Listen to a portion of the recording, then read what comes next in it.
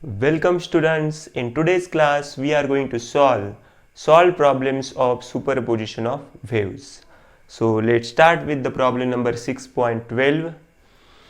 Two sound waves having wavelengths 81 cm and 82.5 cm produce 8 beats per second. So there are two wavelengths. One is, so first I will denote lambda 1, that is 81 cm, and second wavelength, that is lambda 2, 82.5 cm, produce 8 beats per second. जो beats है, जो beats का frequency है या beats है, हम capital N से denote करते हैं और वो नॉर्मली क्या होता है, n1 minus n2. Frequency of beats का कंसेप्ट हमने जो देखा था, that is 8 beats per second. So calculate the speed of sound in air. So in this problem we have to find the velocity of sound in air. बहुत ही interesting problem है. तो यहाँ पे देखना है हमें कि ये लैम्बडा 1 का वैल्यू एंड लैम्बडा 2 का वैल्यू है.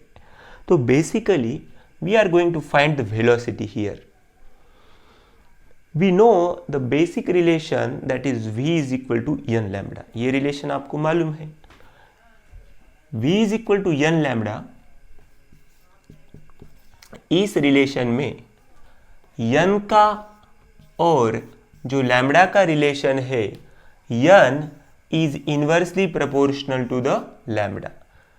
n is inversely proportional to lambda. n क्या है, फ्रीक्वेंसी है. फ्रीक्वेंसी और वेवलेंथ ये inversely proportional to each other. What that means, जब फ्रीक्वेंसी इंक्रीज होगा तो वेवलेंथ क्या होगा, कम होगा, और वैसा ही अपोजिट होगा. तो यहाँ पे हम देख सकते हैं, when we are comparing here the value of lambda 1, lambda 2, which one is greater. Lambda 2 का वैल्यू 82.5 है. सो यहाँ पे ये lambda 2 is greater than lambda 1. और जब हम n1 और n2 के बारे में देखेंगे तो यहाँ पे n1 का वैल्यू क्या होगा, ज़्यादा होगा. क्यों? क्योंकि हमने यहाँ पे देखा है n and lambda are inversely proportional to each other. जो वेवलेंथ है और जो फ्रीक्वेंसी है ये इनवर्सली प्रोपोर्शनल है. तो यहाँ पे हमें ये समझ में आना चाहिए कि जब लैम्बडा 2 बड़ा होगा तो उसका फ्रीक्वेंसी कम होगा. ओके, इसलिए मैंने यहाँ पे लिखा है lambda 2 is greater than lambda 1, because ये वैल्यू से ये लिखा है. और उसके बाद हमने n1 और n2 का जब कंपैरिजन किया तो n1 is greater then n2.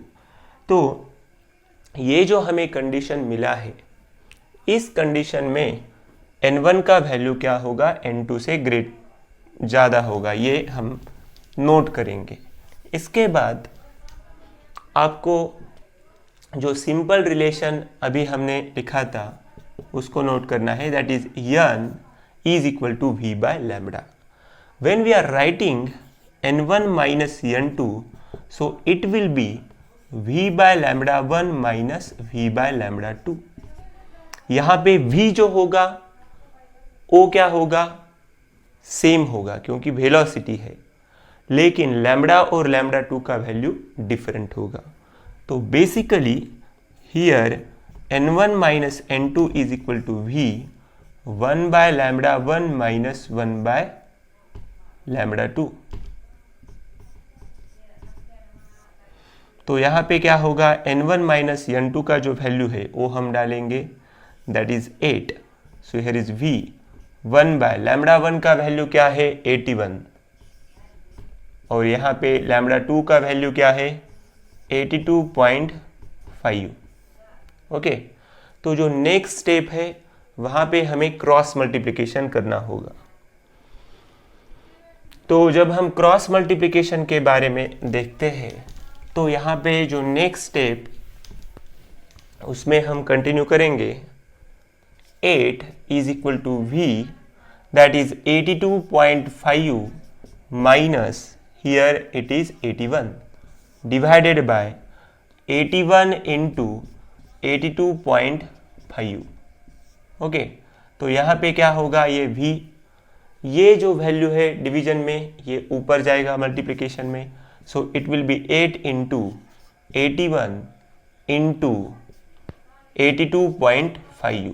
Okay, divided by ये नीचे यहाँ पे जो वैल्यू है 82.5 माइनस 81, इसका जब हम सब्सट्रैक्शन करते हैं वो कितना आएगा, 1.5 आएगा.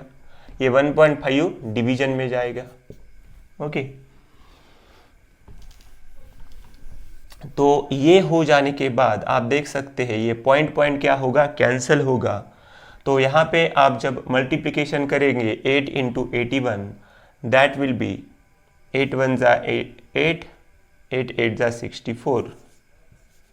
ओके, इनटू यहाँ पे ये पॉइंट पॉइंट कैंसिल हम कर रहे हैं, तो यहाँ पे 8 2 5 डिवाइडेड बाय, ओके 1.5 का ये भी पॉइंट कैंसिल हो गया है. तो ये हम वेलोसिटी फाइंड कर रहे हैं यहाँ पे. तो जब आप देखेंगे यहाँ पे मिलेगा 648 और यहाँ पे आपको डिवीजन करना है 15 5 जा 75, 7 इज रिमेनिंग हियर, 15 5 जा 75. सो यहाँ पे ये हम जो मल्टीप्लिकेशन जब करेंगे तो जो आंसर हमें मिलेगा वो आपको वेलोसिटी का वैल्यू लिखना है. सो दैट विल बी 35640, 35640, ये हमने निकाला है वैल्यू सेंटीमीटर पर सेकंड में. ओके, 35640, इसका आपको मल्टीप्लिकेशन करना है तो 35640 ये वैल्यू यहाँ पे मिलेगा. इसे हम जब मीटर में कन्वर्ट करेंगे तो 2 डिजिट से कम हो जाएगा, तो दैट विल बी 356.4 मीटर पर second. So this is our answer. So this is velocity, ये हमें वेलोसिटी का वैल्यू यहाँ पे मिला है. So let's see next problem. बहुत ही इजी प्रॉब्लम था ये. Now we will see the problem number 6.13. See here similar problem, that is 6.13. So two tuning forks having frequencies 320 Hz and 340 Hz are sounded together to produce sound waves. The velocity of sound in air is 3 to 6.4 meter per second. Find the difference in wavelengths. See here n1 का value दिया है हमें, that is 320 Hz, 320 Hz. जो n2 का value है वो है 340 Hz. Okay, जो वैल्यू दिए है फ्रीक्वेंसीज के है, हर्ट्ज यूनिट होगा. वेलोसिटी यानी v का वैल्यू है 3 to 6.4 मीटर पर second. And we have to find the difference in wavelength. जो λ1 और जो λ2 का जो डिफरेंस है ये हमें यहाँ पे फाइंड करना है. See here, now we know that in last equation we were having the relation n is equal to v by lambda. From that we can write lambda is equal to n by v. जो lambda का value क्या होगा यहाँ पे, n by v होगा. क्यों होगा, क्योंकि n इज इक्वल टू क्या है, v by लैम्बडा. अभी हमें लैम्बडा के लिए इक्वेशन फाइंड करना है, λ1 λ2, तो लैम्बडा इज इक्वल टू क्या होगा, n by v होगा. So by using this concept we can easily write here that, see here, n is equal to v by lambda. So lambda is equal to, क्या लिखा था हमने अभी,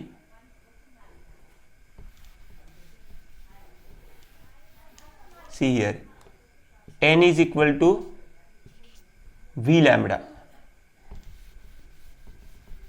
sorry, हमारा जो रिलेशन था वो रिलेशन क्या है, v is equal to n lambda है. क्या है, v is equal to n lambda. That was my mistake. So basically what is the relation, v is equal to n lambda, ये हमारा रिलेशन है. तो यहाँ पे हम देख सकते हैं लैम्बडा के लिए जो इक्वेशन आएगा वो क्या होगा, lambda is equal to v by n. So this one is correct. Now here you have to understand that we are going to find lambda 1 minus lambda 2. So basically that will be lambda 1 minus lambda 2. It will be v by n1 minus v by n2, ये होगा. तो यहाँ पे हम क्या करेंगे, अभी v को तो कॉमन निकालना होगा, तो यहाँ पे v by n1 माइनस ये हो जाएगा 1 by n2. तो यहाँ पे v का जो वैल्यू है वो दिया है, वो हम लिखेंगे, कितना दिया है 326.4 डिवाइडेड बाय 1 बाय n1 का जो वैल्यू है वो क्या है 320 माइनस 1 बाय n2 का वैल्यू क्या है 340. ओके, ये वैल्यू आपको यहाँ पे अच्छी तरह से डालने हैं. I hope you are getting it clearly. Okay, fine. So now when we are doing the cross multiplication, at that time you have to write, so this will be lambda 1 lambda 2, here 326.4. so यहाँ पे cross multiplication हम करेंगे तो 340 minus 320, यहाँ से हम इसको multiply करेंगे, इससे ये मल्टीप्लाई करेंगे और नीचे होगा 320 into 340. so when you solve this, then you will get the answer that is 0.06 metre. Okay, जब आप इसे क्रॉस मल्टीप्लिकेशन वगैरह अच्छी तरह से सॉल्व करेंगे तो आपको फाइनली आंसर जो मिलने वाला है 0.06 मीटर. क्या होगा 0.06 मीटर, ये हमारा आंसर होगा. दैट इज द डिफरेंस, जो डिफरेंस है पहला वेवलेंथ और दूसरा वेवलेंथ, जो डिफरेंस है वो इतना हमें मिलने वाला है. Okay, so now let's see next problem. So our next problem is problem number, so we are taking the important problems from the solved problems. So here is the problem 6.9. okay, example 6.9. कुछ solve problems हमने already cover किए हैं, जो बाकी है और जो important है वो हम देख रहे हैं. A sonometer wire of length 50 centimetre is stretched by keeping weights equivalent 3.5 kg. The fundamental frequency of vibration is 125 hertz. Determine the linear density of the wire. तो यहाँ पे जो लेंथ दिया है वो दिया है 50 सेंटीमीटर. उसे जब हम मीटर में कन्वर्ट करेंगे तो ये हो जाएगा 0.5 मीटर, क्योंकि 50 इंटू 10 टू द पावर -2 करते हैं तो वो 0.5 मीटर हो जाएगा. नेक्स्ट, जो टेंशन का वैल्यू यहाँ पे मेंशन किया है 3.5 kg किया है, लेकिन उसको जब हम जी का वैल्यू मल्टीप्लाई करना पड़ेगा, क्योंकि ये टेंशन में एक्सेलरेशन ड्यू टू ग्रेविटी का यहाँ पे इफेक्ट होगा. तो ये 9.8 से हम मल्टीप्लाई करेंगे, दैट इज जी, क्योंकि टी का वैल्यू क्या, टी का फॉर्मूला क्या होता है mg. तो ये मास है, किलोग्राम में मास है, और मीटर पर second square that is acceleration due to gravity. Next यहाँ पे हमें मेंशन किया है, ओके, जब इसका हम मल्टीप्लिकेशन करते हैं वो होगा 34.3 newton. So you have to multiply this. Okay, then the frequency is given, that is 125 hertz. 125 hertz. So basically they are asking us to find the value of m. m means what? That is linear density. ये जो m है ये क्या है, linear density है. जो हमारे पास जो फॉर्मूला है वो क्या है, n is equal to 1/2l root t by m. यहाँ पे m स्क्वायर रूट में है तो पहले हम इसका स्क्वायर करेंगे. So squaring both sides, okay, squaring both sides, so it will be n square upon 4l square into t by m. So it will be m to t here, so it will be 4l square into n square. So this we have. Now when we are putting the values here, that time we can write m small m is equal to, what is the value of capital T? That is 34.3 divided by 4 into we have to take the square of 0.5 square into n का square क्या है, n का value क्या है 125, इसका क्या होगा square होगा. So try to solve this. Just square जो आपको अच्छी तरह से 125 का स्क्वायर और 0.5 का स्क्वायर लेना है. सो फाइनली जब आप इसे सॉल्व करेंगे by using log table and simple squaring both, ये जो स्क्वायर हो करने हैं आपको 0.5 का स्क्वायर 125 का स्क्वायर, ये करने के बाद final answer you will get that is 2.195 into 10 to the power -3. Unit is kilogram पर मीटर, क्योंकि लीनियर डेंसिटी में क्या होता है मास पर यूनिट लेंथ, ये मास का यूनिट होगा और ये लेंथ का होगा. तो इसलिए ये आंसर जो है 2.195 10 to the power -3 किलोग्राम पर मीटर, ये हमें आंसर मिलेगा. Okay, so this we have. So let's see next one.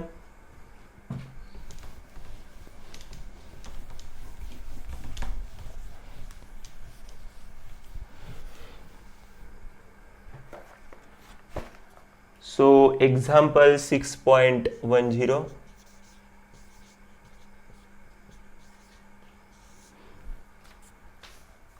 Two wires of the same material and same cross section are stretched on a sonometer in succession. Length of one wire is 60 centimeter and that of the other is 30 centimeter. An unknown load is applied to the first wire and the second wire is loaded with 1.5 kg. If both wires vibrates with the same fundamental frequencies, calculate the unknown load. So first they have given us mass is same. जो mass same होगा उसे हम लिखेंगे m1 is equal to m2 is equal to m. mass क्या है same है. जो fundamental frequency है वो क्या है n1 is equal to n2 is equal to n. Now first length is given that is 60 centimeter and second is given that is 30 centimeter. Metre में जब आप कन्वर्ट करेंगे ये हो जाएगा 0.6 मीटर और ये हो जाएगा 0.3 metre. Now the tension is given that is T2. जो सेकंड जो टेंशन है वो दिया है, फर्स्ट नहीं दिया है, तो ये हमें मिलेगा 1.5 इंटू 9.8. ओके, बेसिकली 1.5 ये मास था तो उसे हमें मल्टीप्लाई करना है जी से, mass into acceleration due to gravity, ये हमें मिल जाएगा tension. Okay, now see here. तो यहाँ पे आपको जो फॉर्मूला मालूम है n1 के लिए, क्या होगा n1 के लिए formula 1/2L1 upon root T1 upon m1, और जो n2 के लिए होगा वो क्या होगा 1/2L2 into root T2 upon m2. Okay, ये वैल्यूज हमारे पास है.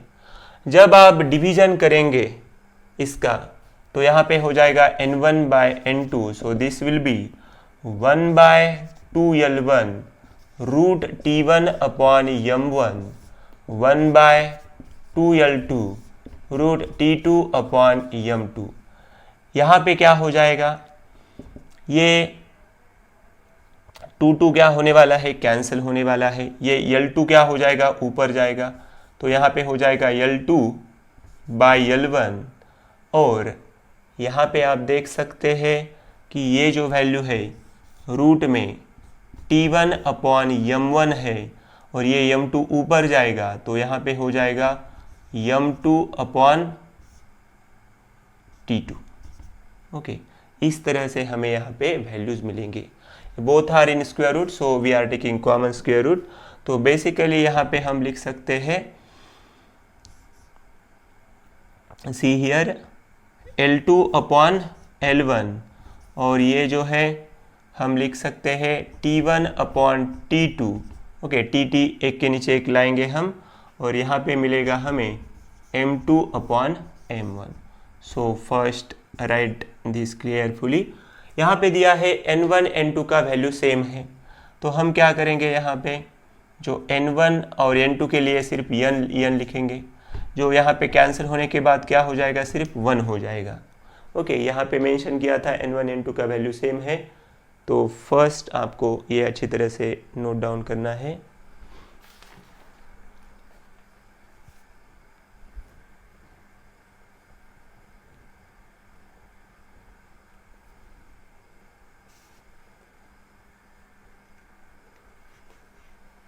Okay, so in next step you can see here is 1, ये n1 n2 सेम था इसलिए हमने n लिखा है ये स्टेप, तो ये 1 हो जाएगा कैंसिल होने के बाद।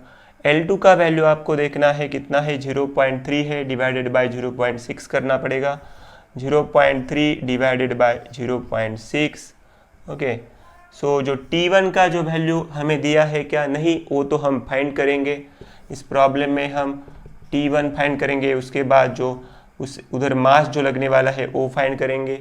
तो बेसिकली यहाँ पे T1 के लिए T1 होगा, सी हियर, ये जो M2 एंड M1 है ये क्या है, सेम है, तो यहाँ हम लिखेंगे M लिखेंगे, और जो T2 का जो वैल्यू है वो है 1.5 into 9.8 into here is m.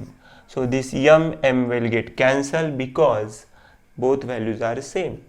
So this will be 0.3, ये पॉइंट कैंसिल होने के बाद यहाँ पे हो जाएगा 1/2, और यहाँ पे हो जाएगा T1 अपॉन 1.5 into 9.8। ओके, सो 1.5 into 9.8 ये जो वैल्यू है,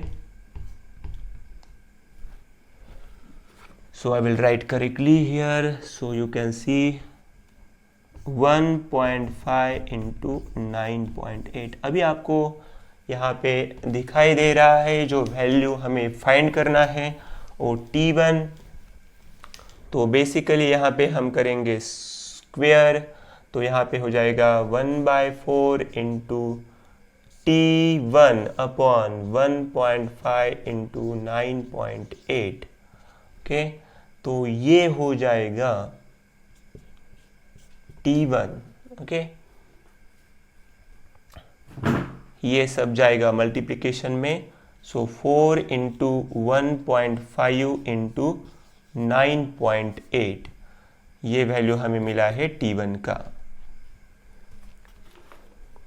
ओके, ये वैल्यू जो मिला है हमें, किसका मिला है, T1 का।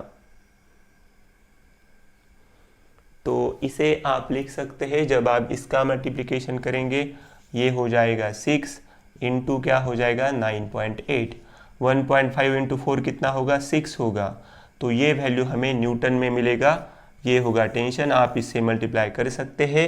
तो आपको मालूम है टेंशन का फॉर्मूला क्या है, m इंटू जी, ये लोड है, लोड, तो ये जो लोड अप्लाइड, ओके, वो कितना मिला है हमें, 6 kg, और ये टेंशन मिला है। सो दिस इज अवर आंसर।